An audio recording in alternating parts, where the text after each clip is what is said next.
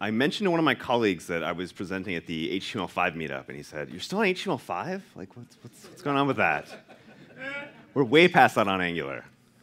All right, so I'm here to talk about the past, present, and future of Angular. So really my goal tonight is to catch people up on some of the things that have happened over the past couple of years, talk a little bit about how people are using Angular today, how you can take advantage of it, and how you should really think about it, and then really give you a peek preview of the future of Angular, and really the things that we're focusing on in terms of our roadmap and the work that we're doing. So before I get started here, how many people are currently using Angular? Okay. Got a few. How many people have used AngularJS in the past, or AngularJS? Okay, now we're getting some big numbers. All right, so I hope a lot of this content will be really relevant because we have come on a long journey, and we are at a really exciting place today, and we feel like that exciting journey has a long way to continue.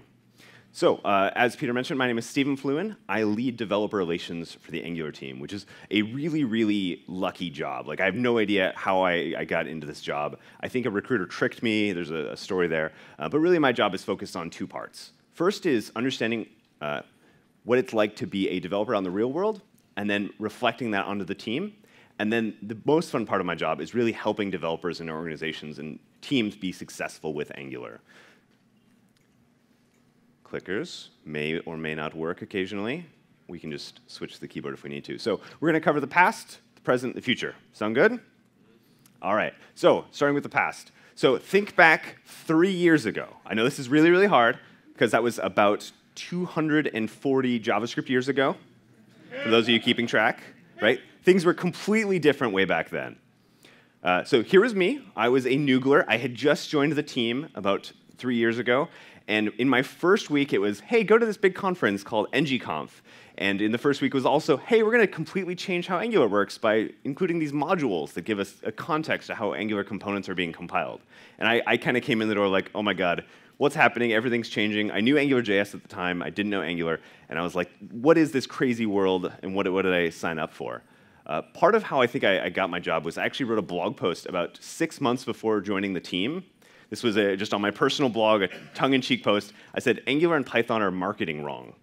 And what happened was I wrote this blog post. They were interested in some of the ideas. And now, like, all of the problems that I saw, they're now my fault. So that's really been a fun transition for me. So if you think back 3 years ago, we were in 2.0 beta, 2.0 alpha. How many people here used one of our betas or alphas of 2.0? OK, so we've got just a couple hands. So I have two things to say to you. First is thank you. Because without having that sort of feedback, we would not have been able to evolve Angular. But at the same time, I want to say I'm sorry. Because before we hit 2.0.0 final, we had to make a lot of changes. And we wanted to continue making those changes so that we'd know that what we released as final, what we asked people to start using in production environments, was really, really good, really going to be forward-looking, taking advantage of the best of the web. And I think for the most part, we've been really successful with that. And I want to share a whole bunch of examples of that. One of the things that we decided relatively early on was that we needed a set of values so that people understood how we thought about the world of web development and web developers in general. And so we came up with this idea of 3 values. So first, apps that users love to use. A lot of times developers kind of forget about the users. We end up focusing on a really micro problem, right? Maybe you're building an ETL that loads a database, and that's all you focus on all day. But even that developer that's focusing on a back-end ETL database migration, you should still care about the user, because without that user that's going to be consuming that data and be deriving value from that data, you would not have that job. You wouldn't be doing that, right? We're all here because at the end of the day, it's about users. And so really, when we think about Angular, we care about users, not just developer experience. So as we continue seeing Angular evolve over the next few years, you're going to see us continue to do things that try and balance this. So care about users, but then we also, at the same time, we care about developer experience, right? So we want apps that developers love to build. And the third thing is a community where everyone feels welcome. And this has really been essential to us, even from back in the AngularJS days now to Angular. We are only successful because we have this fantastic community of people that are building on top of us. And there's a whole bunch of really good examples of this, everyone from people building component libraries, tools, contributing on GitHub. We're kind of really, really blessed to have a fantastic community that continues to not only benefit from what we're doing, but continues to invest in us and themselves. So one of the examples of this is an organization called NG Girls. They are really focused on helping to train Angular developers, and they do this globally. And so if you've never tried learning Angular, this is actually a really great place to think about starting. They do events at like our big conferences, ngConf, but then they're also always looking for more volunteers, more people to run workshops and help developers and welcome them into the community. One of the cool parts about my job is that about every day I get someone emailing me, hey, I built this really cool new tool in Angular. And so I love to kind of share these out, and this is one of my favorite examples. So this was a new tool that someone built. We never asked for this. We never told them we needed this. This was a tool called XLayers, where someone built a tool that you can actually drag a sketch file into the browser, and the application will parse that sketch file and then render out the layers using Angular components. And then you can actually take that and build an application from that. And just like, this is so cool because there's so many designers and developers out there that are in need of tools like this. And the fact that our community can go and solve those unmet needs without us, without our permission, we don't want to have to be blocking them in any way, is really critical to establishing that sort of community. One of the other controversial things that we announced around 3 years ago was that we were moving to 6-month releases and semantic versioning. So how often does Chrome release? Anyone? It's about every 6 weeks, right? But in general, we don't tend to think about, OK, I'm not worried what version of Chrome am I on, right? In general, they think about, hey, what are the cool new features I'm going to get access to in the next version? And we really want to get to a place that's very similar to that in the Angular ecosystem. So we made this big promise. We said, hey, we're going to do semantic versioning. The number is going to go up. We're going to have these frequent releases. And everyone's like, what does that mean? We're scared of this. Stop rewriting the framework over and over. And so we did, right? We stopped rewriting the framework, and we've now done 5 major releases. So from 2, 4, 5, 6, 7. And the community response has been really, really good. Every release that we've done has been easier to update to than the one previous to it. And the majority of the applications, so obviously this has a big asterisk by it because we can't actually see the majority of Angular applications, but based on our conversations and based on the data of public Angular applications, most Angular apps, as of a new major release, are using the latest version. And so we feel like we've been relatively successful with our adoption of semantic versioning. One really great example of that is this is a post from KLM, where they upgraded their entire application to the latest version in less than a day, which I really can't give a more comprehensive example of this. And they even put together this chart of how long it took them to update. So going from 2 to 4 took them around 30 days, 4 to 5, 5 to 6 took them around 14, and 67 basically took them a day. And this is by design, and this is intentional, right? We want to get to a place where Angular just continues to be, we want to see people stop writing books that say Angular 6 on them, right? Every time I see a book with a number after Angular, I'm like, oh, come on. And it's funny because like one of the things that I get to do as part of my job is work with publishers and work with authors. And book publishers, they love putting numbers on books because they think, oh, you change that number every 6 months, I get to sell a new book every 6 months. But what they don't understand is that they're kind of killing their own industry, because why would you go and buy a book if you know that the number is going to be wrong in 6 months? The data is all correct, right? The information, the learning, the guidance is all the same, right? If you built an Angular app 2 years ago, you still know how to build an Angular app today. But if that knowledge feels like it's getting older and older, so I would definitely implore everyone, it's just Angular. We use AngularJS for the older version, but everyone, all the people that raised their hands, you guys are using Angular, right? And that's going to continue because we're continuing to invest in that version number going up, but we want it to just be the same Angular. We want all the things you know today to keep applying. So 3 years has been a lot of time. We've done a lot of work. And I would say life as an Angular developer is really awesome now. We have things like the CLI, which is consistently listed as one of the top reasons that teams love Angular, where we're really trying to automate a lot of the workflow pieces, a lot of the work that you have to do as a developer. Going back to that first month on the team, I had to spin up a dashboard for something in my personal life. And I was like, oh, Angular's hard. I'm going to go do it in AngularJS. But then I started doing it in AngularJS, and I realized, hey, like, I have to go figure out bundling. I have to go figure out minification. I have to go productionize this. That's a lot of work. Whereas Angular apps, because of the CLI, they just start looking like an AngularJS app would look after 3 or 4 months of development. And this is something that we see kind of across the web ecosystem, is when you start from just a blank slate, it is very, very hard. It's a lot of individual investments to get to a fully productionized application. Whereas what we want to give developers out of the box with our CLI is an application that's minified, bundled, compiled ahead of time, ready, and giving those best performance practices. And so that we're baking all of those things into our CLI, and we continue to do that. We have really cool new features that continue to land. So in one of the most recent minors of our CLI, we shipped a feature called differential loading. So what differential loading does is it tries to give the best of browser compatibility and bundle size by shipping different sets of JavaScript to different browsers. Now, we all used to do this for older browsers, but there's actually some really modern techniques. One, for example, is called the module tag or no module tag. So in JavaScript, in your script tag, you can now differentiate between browsers that support ES2015 module syntax and browsers that don't. And what we can do is the browser is intelligent and says, I know which set of JavaScript to load for me. And so we actually take advantage of that. So in the most recent version, we actually now do that automatically for your polyfills, right? We do not ship ES2015 polyfills down for browsers that don't need that already understand ES2015, which makes your application smaller, faster, better. We do a lot of things like dependency management for you, right? One of the big shifts that we're trying to do in the ecosystem is changing how JavaScript applications relate to their dependencies. The traditional way that most of us do this, and I've worked with a lot of JavaScript developers, is that you run npm update, you update all of your dependencies to the latest version, and then you see what breaks. Right? And then I go and I try and fix it for 5, 10, half an hour, maybe half a day. And then anything that I can't fix, I go to the guide on their website, and they've got a migration guide, and you do the 10 steps, and then you're done, right? We really want to change that. And so one of the things that we do with our CLI is we have this command called ng-update, where what it will do under the hood is it will actually update your application based on the changes in your dependency. So any package on NPM that you rely on in Angular can say, I know how to update myself to my latest version. So if I have to make a breaking change, I will update your application.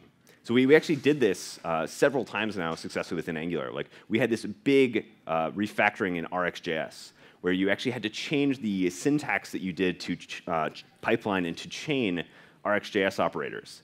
And because we were able to build a tool that just does this for you automatically, people didn't have to go and rewrite their applications. And that's really essential to us. And we think that this is something that the whole broader ecosystem should really adopt, is this idea of the dependencies managing themselves within your application. Another thing that we really care about is accessibility, right? So we see lots of our components now. We're trying to really drive best practices. And there's a couple ways that we're doing this, because things like accessibility, if you can make your application more useful, more valuable for your users, you are going to benefit as a developer, even if you're not spending a bunch of time and focus on that. And we're also continuing to invest in the AngularJS to Angular upgrade story. So that's something that, for example, in the last few months, we shipped a new migration forum to try and aggregate all the best practices, because it's not a one-size-fits-all answer. One of the parts of my job that I really love, again, is working with the community. And another group that I work with in the community is educators. So companies that train, boot camps, those sorts of things. And one of the things I've heard from them kind of pretty consistently over the last few years is about half of the Angular developers that they talk to came from backends like .NET, and then the other half come from front ends like AngularJS. And we really think that this is because there's a huge amount of synergy in the way that kind of traditional backend developers think about an application in its entirety and the way that Angular fits. And so we hear all the time that people that used to develop applications in Java, .NET, they fall in love with Angular because they can deliver a better user experience with the same sort of application mental model. Angular is growing. So this is a chart of the basically year over year. So we grew 50% over the last year. The only way that we can really guess at the size of and usage of Angular is traffic to our docs site. So we tend to think of this as kind of a lower bound of how many developers are there out in the ecosystem, because from our data, 90% of the applications are behind the firewall. Right? So most Angular applications we cannot see. They are at companies. They are driving internal tools, internal productivity.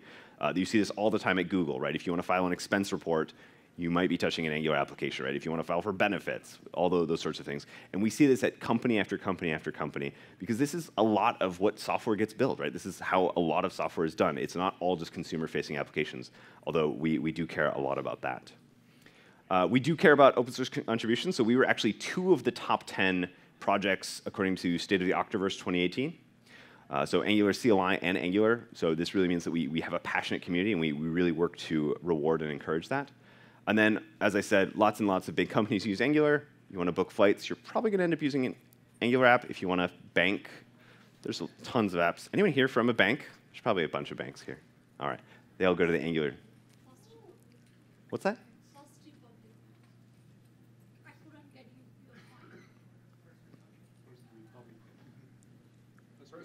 First Republic, great. I've never heard of First Republic. Awesome. All right, so now I want to move a little bit into the present of Angular and think about what should you be taking advantage of in Angular. So we tend to categorize this in three pieces. So moving faster, scaling better, and reaching further. So really at the heart of Angular and a lot of the different projects that we adopt are moving fast by using a set of integrated tools, right? Angular is very opinionated. We are out of the box going to give you a whole bunch of things and say that these things have all been tested, these things have all been validated, these things all work together. So we're opinionated. We want to make sure that we have these things for you. You don't have to use these, right? If you want to use your own HTTP library, you want to use your own router, you can absolutely go and build those things. But what we find is that most people don't. Most people really value just being told, hey, here's something that we know is going to work together, and if we need to go customize it at some later point, we can do that. So I'll go into a couple of these things that I think a lot of people miss. One of them is animations. So a lot of people seem to think that animations are all about kind of brand and delight. But there's a lot of UX research out there that shows that building animations into your application is actually a usability solution. Users will better understand your application, how to interact with it, if you can give them subtle clues, such as, am I moving up a hierarchy or down a hierarchy? And by showing user these things, you can actually require fewer things like, maybe we don't need a pop-up tutorial the first time someone enters our app, right? If we can focus on usability, focus on making things intuitable and clear what's happening and how we're responding to our users. And that's one thing that animations can do really, really well. Internationalization. Google, as you can probably guess, builds applications for a global audience, lots of different localizations, lots of different languages. And so we've baked in all of those needs into Angular because Google needs them as well.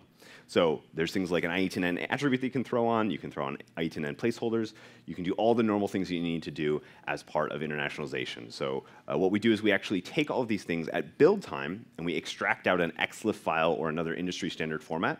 And then you can pass that set of strings to a translation house, upload it to one of those translation tools. They will give you back a translated version, and then you do a build with that language. And so this is all compile build time, so there's actually no runtime cost to the internationalization. Another piece that I wish everyone would know about is Angular Material and the CDK. So we have the Google Material Design philosophy that we put out there for people. And what we've done is we've taken all of those material design best practices and we baked them into a set of Angular components that you can just adopt. But as we were building out those components, one of the things that we identified was that there's a lot of standard behaviors, patterns, capabilities that component authors need that we needed even if you don't care about Google's material design philosophy. And so what we did is we baked all of those pieces into a separate library called the CDK. A really, really great example of this is overlays, right? So if you want a button of user interaction to pop up an overlay, from a developer standpoint, you want that overlay to be as close as possible to the thing that it's controlled by and managing, right? You want that code to be close together so that you can see that these things are connected so that you know to modify one when you touch the other. But from a DOM perspective, that's exactly what you don't want, right? If you're building a component and that component ends up getting positioned absolute or put into a display overflow box, you can end up seeing your overflow or your overlay being cut off. And so you actually want that overlay to be at the root level of the DOM. And so that's an example capability that we've just kind of solved for you where we're solving all of the common use cases. Second, we talk about scaling better.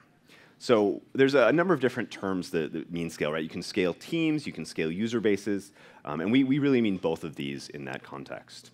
So when you think about scaling teams out, it's in many ways about maintainability of your code base. Angular, from the kind of very start, we tried building our own language. Don't do that. Fortunately, we were able to work with the folks at Microsoft to get what we needed in TypeScript. So most every Angular application that we see is built in TypeScript. Now, you don't have to use TypeScript. There's only two places where you're going to use it, Angular's dependency injection and our decorators. But beyond that, you can really just write ES5, you can turn off the strictness, and it looks just like JavaScript with better validation and better intuiting of types, which is really, really nice. One of the other things that we see is that a lot of people want tests, but they don't really know how to start, right? They want to test their application, they know they should, but they're like, maybe later. And so what we do actually in Angular is we bake it into our CLI. Whenever you generate a new component, whenever you generate a new project, we're going to give you both end-to-end tests and unit tests out of the box. Now, obviously, you have to maintain these, right? It's not zero cost. But our idea is that if we bake them in by default, hopefully more people are going to use it, and we're going to all build more maintainable applications. I talked a little bit about this idea of inverting the dependencies and updating people's applications. And the way we do that is with a tool that we developed called Schematics. And what Schematics allows you to do is basically do a tree transform on your application. So you give it an empty file system when we run ng new to create a new project, and we're going to give you back a scaffolded application. And we can be very intelligent there because we're actually running code to do these code mods, to do these transforms in your application. And as I mentioned, we have this opinionated approach that really means that if you're developing in one project in a team and you want to go to a different project in a different team in your company, you're probably using the same standards, you're probably using the same libraries, the same tools. We've heard that occasionally in the JavaScript ecosystem, there's too many ways of doing things, and the way that one team does things gets completely kind of stuck, and then those skills are only valuable and only specific to that team. And one of the things that we built, I actually built this, I'll just take credit, is the Angular update guide. And so what we do is we tried to add a semantic layer on top of our changelog, right? We have a very big changelog that says everything that changed, right? This variable name has been renamed to this variable name. And what we did is we try to add a semantic layer where we say, okay, based on the type of application you're building, based on the versions you're coming from and to, we can actually show you the list of things that probably matter to you. So we've got this app complexity, basic, medium, advanced. Most people should just choose basic because you're not going to be affected by our kind of internal weird breaking changes. But if you want to know about everything that's changing in Angular, you can hit advanced and see those changes. So that was, we talked about scalability on the kind of, maybe we have a lot of engineers, but what if you want to work with just beyond just engineers? So you've got architects, you've got developers, you've got designers, and you want all these people to work together. And we really thought about that even at the core level of the platform. And so you've got things like templates, which developers can focus on. You've got things like modules, which more architects can think about. So how does one part of my application load another part of my application? What's the relationship? How do we manage their independent dependencies? But then we're also big fans of this idea of declarative HTML that allows people like designers, and we've seen this a lot, to come in and tweak the HTML, right? We've got those kind of ng-if, ng-for type things in there. But in general, those don't get in people's way, right? If they can still throw some CSS on a page, change how the HTML is rendered, we can help and collaborate and work to build beautiful experiences for users. One of the really great things that's come out in the last few months from the community is something called Angular Console. So we built this really awesome opinionated CLI, but CLIs in general don't have great discoverability, right? If you've never used our CLI before, you don't know the commands, you don't know what it can do, you don't know the flags, and you can go read a bunch of documentation, or you can use something like Angular Console. So this is both a desktop binary, so you can download for Windows, Mac, Linux, or now they've actually added it as a VS Code extension. And what it does is it's basically a wrapper around the CLI that gives you a graphic interface. So if you don't know what the commands are when you do an ng build, it will just give you a set of checkboxes and a list of flags that you can add properties to. And so I love seeing things like this. And this kind of, for me, the ability to just go into VS Code and hit start my app or build my app, that's huge. Component libraries are a big conversation that we have with a lot of developers because everyone's building one. I've at this point spoken with probably 400 or 500 different companies using Angular, and every single one of them is building a component library. And almost all of them are called My Company Name UI or My Company Core. Anyone here? OK, well, there's your naming scheme. I already talked about schematics, but one of the things that we're doing is we're kind of refactoring our CLI under the hood. So there's going to be kind of two parts to the CLI. There's going to be schematics that are run whenever you generate new components, whenever you create new projects, whenever you update, whenever you add something to your project. And then the other half is something called builders. So builders are really all about running and build, and schematics are all about transforming your application. So the third best practice that we have, or the third kind of essential piece to understand about Angular today, is that we're focusing on helping you take your existing web developer skill set and reaching further by taking your code to new places. There's a whole bunch of examples of this. So we have really great support for PWAs. If anyone's trying to ship a service worker in your application, we actually have our own custom service worker that takes over the PWA service worker lifecycle, which gives you a little bit of a better developer experience. So for example, if you've ever worked with service workers and you've hit refresh, and you didn't get the updated app, and then you hit refresh again, and you hit refresh again. We actually had one gentleman who actually reformatted his machine because he didn't know how to get rid of the PWA. So we've tried to fix some of that in our service worker implementation and make it feel like Angular. So for example, we give you update notifications via an observable. We give you push notifications via an observable, and that's all accessible from a service worker service. We also work closely with teams like Ionic and NativeScript because having a presence in app stores is still important for a lot of companies out there. And there's kind of these various different strategies for how you get there, right? We can just ship it via the web using a PWA. We can take our web code and just ship it onto a installed application using something like Ionic or Capacitor or Cordova, where you actually ship a web view and you use all the same code, but now you have access to all these cool new APIs via JavaScript. And then there's also native script, where if you're willing to increase the investment in your application, you can actually build a single application with shared components, shared modules, shared logic, and then just swap out the templates. So instead of rendering to HTML, you render to native script, and you get out all these native widgets, which is really cool. Obviously, we have desktop support, so there's tons of really good Electron apps out there. There's Electron support built into a lot of the tooling for Angular. And then the last piece is elements. So there's this custom element spec that's really trying to be the low-level set of componentry for the web, and it's now a standard. And so Angular really lets you take advantage of that. We can actually compile any component into a custom element. And this is something that's underpinning a lot of the future work that we're doing, especially as we look towards interoperability for large teams where you can't always dictate one technology solution for everybody. All right, so now we've gotten to the fun part, the future. So this is a picture of a meeting that we were having right after the meeting. We just had a company out. We were talking about, I think this was Deutsche Bank, talking about how they use Angular and they want to build all these cool frameworks. But if you note behind them, there's a picture of a cat. And I think this picture of the cat is really representative. So this is a real painting in our office. I don't know who picked it, but it's pretty cool. And it's a cat kind of vomiting a rainbow. And I think this is a really good metaphor for open source. Because in general, we're really bad at keeping secrets. I've seen several times where a commit to our repo by like Mishko or one of the engineers ends up on like Reddit, right? Reddit/JavaScript. And I'm like, no, we're not ready for that yet. This doesn't make any sense to anyone who's not on the team. But this is kind of the fun part of being open source, right? Is we can't really do anything to keep secrets. We don't want to keep secrets. We just want to try and help people understand and adapt to what's going on in Angular. So there's a huge disclaimer on the next section. All of this is forward-looking. Software is an uncertain endeavor. I will not promise. I'm not making a blood oath to any dates, features, commitments, etc. Does everyone agree? Can we proceed? OK. Someone probably didn't agree, and then they're going to.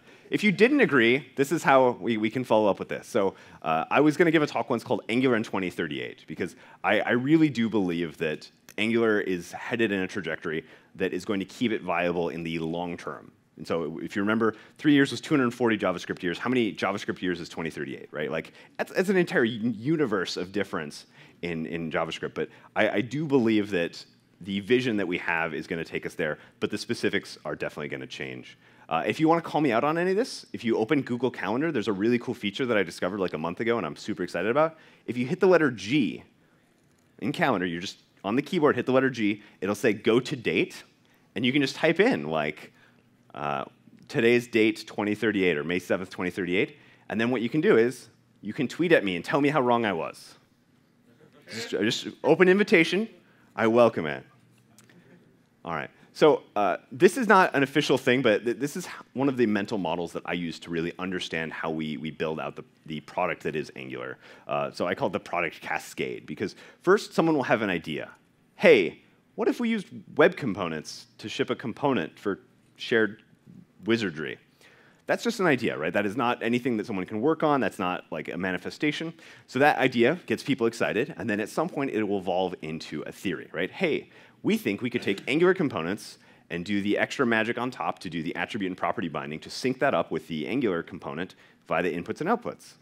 And then the Angular team does a bunch of work to make that feature possible. And then, as soon as it's possible, we continue working, and we try and make it easy, and then eventually we make it automatic. So a great example of a feature here is differential loading. Right? This was a platform feature. Anyone could have done this a year ago, but no one did. Right? We had this idea, and then we developed into a theory, and then we did it. We built a set of open source tooling that said, hey, if you want to opt into this, you can go do that. But then at this point, we're actually doing this automatically. If you create a new project, we will do differential loading for you. We will only ship modern JavaScript to modern browsers, and we will only ship legacy JavaScript to legacy browsers. And this makes everything better for everyone. And this is kind of how we think about a lot of the capabilities within Angular. So there's a few major initiatives that I'm going to give an update on tonight. One of them is Project Ivy, which a lot of people have heard about. Then I'm going to talk a little about some of the things that we're doing with the community. then Basil, and then we'll end with some of the even further looking performance work that we're doing for users. So, Project Ivy. To understand what Ivy is, you really have to understand just a tiny bit about how Angular does the rendering. So in general, as web developers, we're very used to this idea of I write a template, I write a file that says how my application should look, what are the features that should be presented on the page. And in Angular today, in what we call the view engine compiler and runtime, we take all of our features and we iterate your code through that. So we say, if the users ask for this feature, run this. If the users ask for this feature, run this. And the big idea behind Ivy is inverting this. So what we want is, we want to compile your templates, your HTML, into JavaScript instructions that pull in our capabilities, right? So if I have a component binding, if I have an ngIf, if I have an ngFor, we want that instruction to actually be responsible for pulling in the Angular features only when needed. And so the big kind of benefits here are that the long-term vision this will allow us to do things like tree shaking better. So if you don't use a feature of Angular, it shouldn't be in the runtime, and then it shouldn't be in your application. And we're doing this based on our kind of in-depth knowledge that we've developed over the years of how Webpack works, how Rollup works, how browsers work. We're really focused on compatibility first. So everyone hears, oh, we completely rewrote the compiler and the runtime of Angular. And some people, that sounds a little scary. But we actually did it to you between versions 4 and 6, and almost no one noticed. So we're doing it again, but we're doing it, we're pretty confident we're doing it better this time. So what we're doing is we're really focusing on compatibility. So what people are going to see is we're going to move the compiler and the runtime behind the scenes to the newer version. We're doing this in a way that we think no one will really even notice or care. And then what you're going to see is you're going to start taking advantage of the more advanced properties. So in version 8, which is coming up in the next month or so, is going to be the first version where you can opt in to Ivy. And really the goal there is to give people a preview of what's coming with the Ivy compiler, with the Ivy runtime. If you opt in, you'll get smaller generated code, and you'll start getting some of the advantages of tree shaking, but you won't obviously get all the advantages because we haven't done any optimization on this set of the world. But yeah, you opt into the version 8 preview, and it worked. Now what? This is what I'm hoping everyone says in 3 months. Right? I'm hoping that this completely lands completely non-event. In the future, we really have a big vision for why Ivy is going to make Angular better. So we talked about smaller generated code. That should be relatively straightforward, right? Leaving parts of your Angular out you don't use. And this one's actually a really important one, because it's not just leaving the parts of Angular out you don't use. Because if you get a sufficiently large or complex application, you're probably using all of Angular. And you might think, well, then I'm not going to benefit at all. But what we want people to do is we want people to be splitting their application into logical chunks. Right? Your homepage probably does not need your editor features. And so your homepage to render is going to need a different subset of Angular in order to render than any other page. And so if we can just ship down the parts of Angular you need for the user experience that you're delivering at a current moment, this idea of not just code splitting, but also shifting into the lazy loaded chunks that you have, that will make your application smaller and faster and give users a better experience. Another principle that we have in Ivy is this principle of locality. So to compile an Angular template today, you basically have to have global knowledge. We have to know where all of the selectors that you refer to are. We have to know where all the components are. We have to be able to go look at their metadata. But what we're doing in the redesign of the compiler is we're making sure that you can compile any module component in isolation without having any knowledge of the things it refers to, which will enable us to take advantage of incremental compilation. Right? Don't recompile any of the part of your app that isn't touched or modified or owned by the parts that you're touching. And then in general, this kind of modification is going to make it a little bit more dynamic. So we've got locality. You're going to be able to compile components and modules in isolation. And then one of the behind-the-scene things is that we're making it more dynamic by changing how we do the compilation.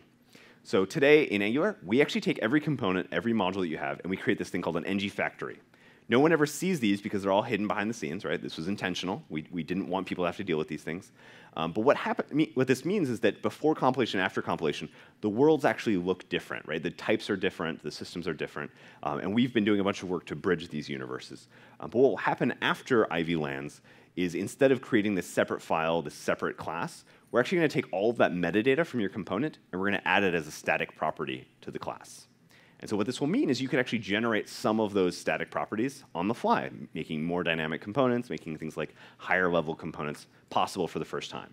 I'm not saying we recommend higher order components, but we want to enable them to be possible. One of the other things that we're seeing is that Ivy is really going to make it possible for there to be a bigger, broader contribution service.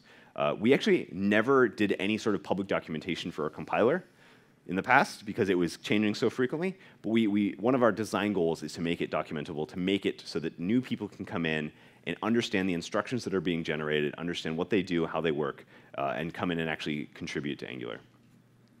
So as of 8.0, nothing will change in your application. If you update to 8.0 today, your application will just keep working just as it normally does. This is just a normal major bump, right? And every major bump gets easier and easier than the last one.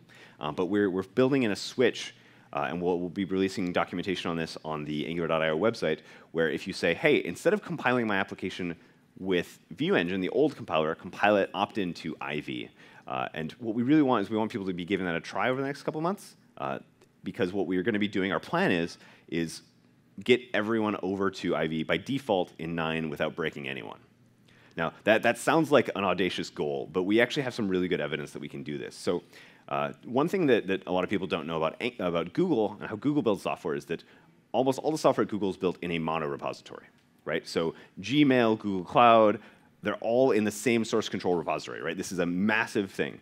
And what happens is we have a one version policy. So across all of Google, there can only be one version of Angular. And how the policy works is that if we, as Angular team, change something in Angular that breaks an application and makes their test fail, we actually have to go and fix that. So for us to launch a new version of Angular, which for us is actually every commit to master, we validate it across more than 1,000 projects at Google. And so we're actually very, very confident in our ability to actually ship new versions of Angular because we know that they're not going to break anyone. And we know that the breaking changes that we do ship in the long term are going to be minimal because every breaking change that we ship to Angular, we have to make across all of Google, right? Like our team have to go and fix 1,000 projects if we change something. So we are highly incentivized to build really good tooling, really good automation, so that all of these things happen automatically, right? And so the same thing we do within Google, right? When we make Ivy completely backward compatible, we flip the switch, everyone's apps just work. We're going to be doing for everyone out in the world as well. The next thing I want to talk about the future of it is community. One of the sites that we're working towards right now is an ecosystem site where we actually want to do a better job of curating and helping developers find libraries, components, tools to really understand what's out there from an ecosystem standpoint.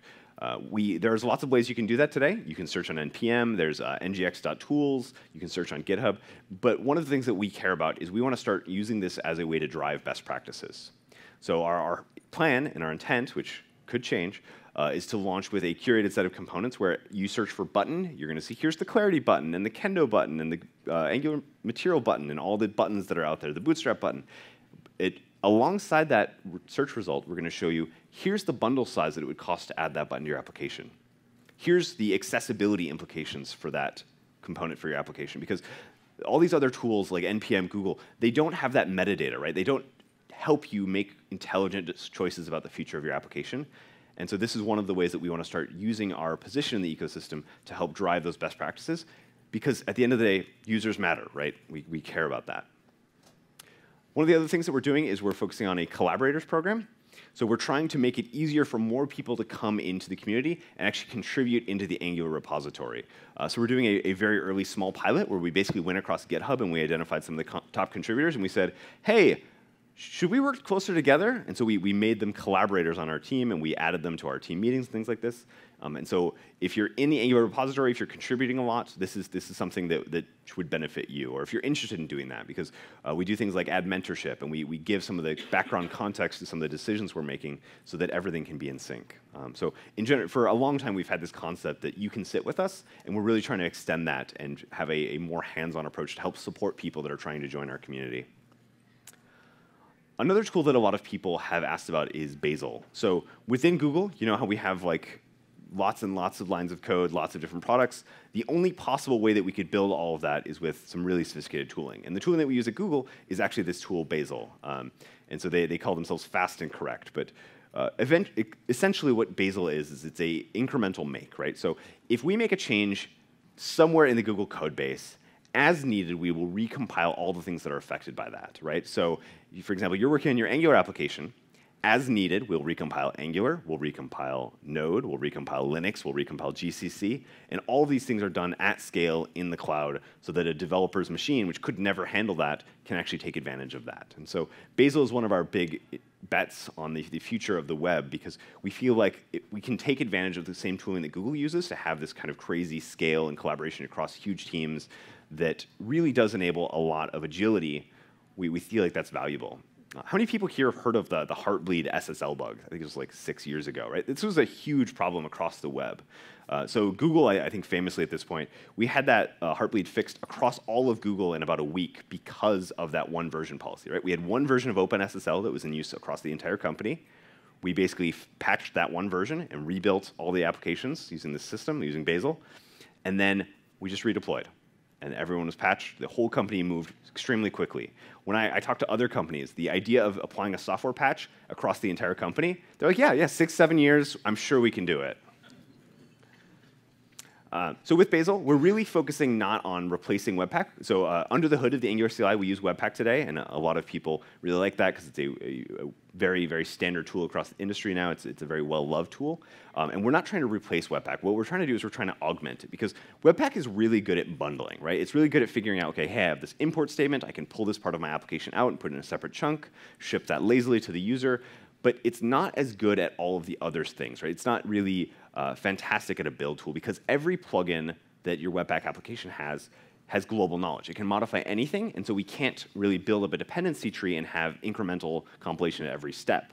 Whereas Basil, if we add that into our CLI, we can actually take advantage of that, right? We can do the TypeScript transpilation separately from the Angular compilation, separately from the bundling, and then we can pipeline all those things and do them incrementally. So today, we actually do have an opt-in on the website that you can find where you can opt into Basil. The problem with that today is that it creates all of these build.basil files. So these are what identify the build targets, and then you can use those to indicate the dependency chain that makes Basil so smart about these things.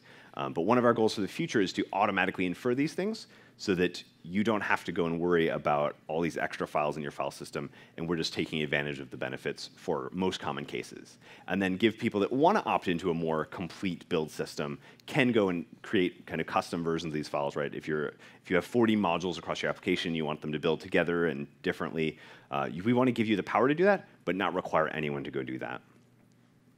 So I talked about how none of this builds on people's machines at Google. And we want other people to do that. So there's actually a Google Cloud product called Remote Build Execution. And I think we're giving a demo about this at Next in a few weeks. Why run your CI on one machine or your machine? Why do all your builds there if you could take advantage of a build farm and do it entirely in parallel, right? And so we're trying to work with the cloud team to make anybody be able to do this just like Google does. Basil is really, really hard. We actually did a 4-hour training in our team trying to teach people how to work with the workings of Basil. But our intent is to actually abstract that so that people don't have to, right? One of the reasons that we don't give people access to their Webpack config in the Angular CLI is because we don't want people to be tied to making changes to that then we can't evolve over time, right? The ecosystem is moving fast, and we want to do the work for you.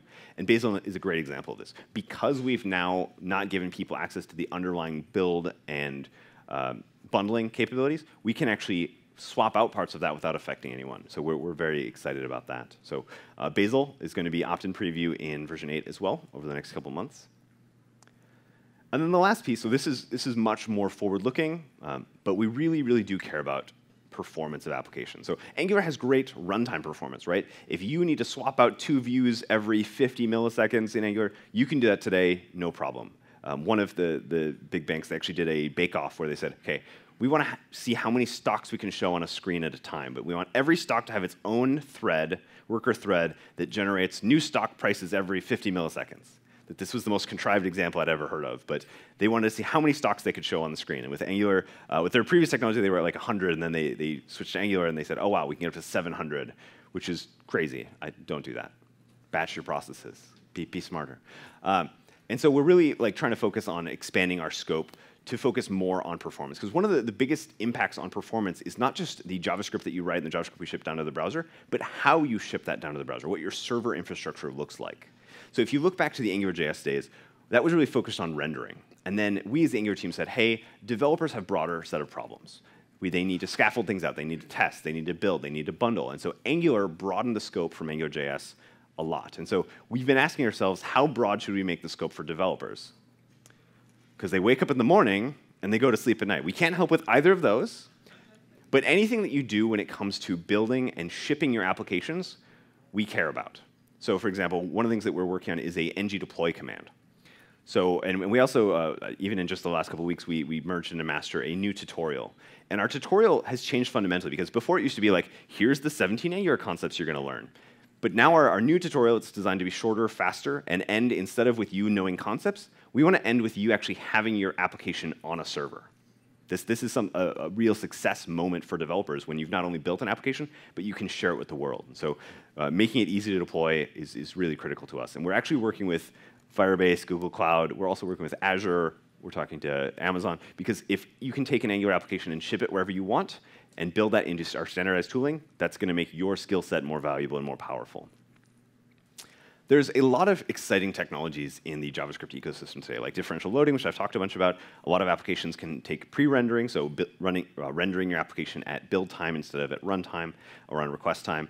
And then there's server-side rendering, where just let's ship down some HTML. Differential loading, I already talked about. I'll skip that.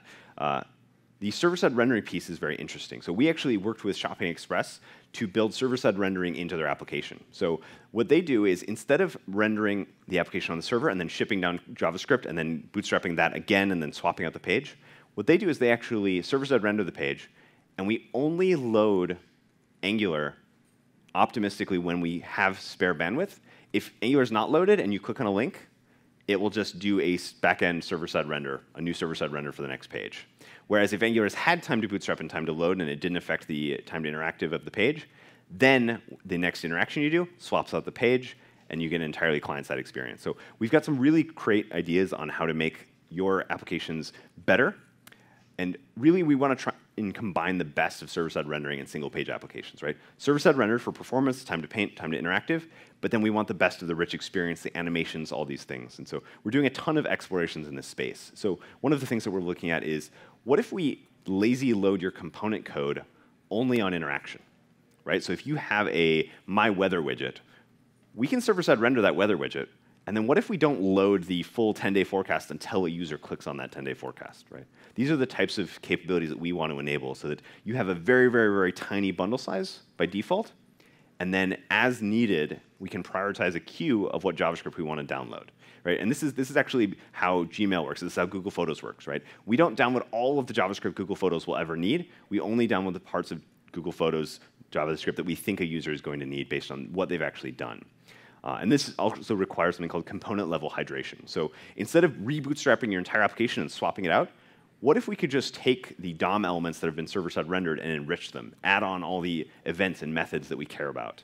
And then what if we could take advantage of something like Angular elements and web components to do all this bootstrapping using browser-native machinery?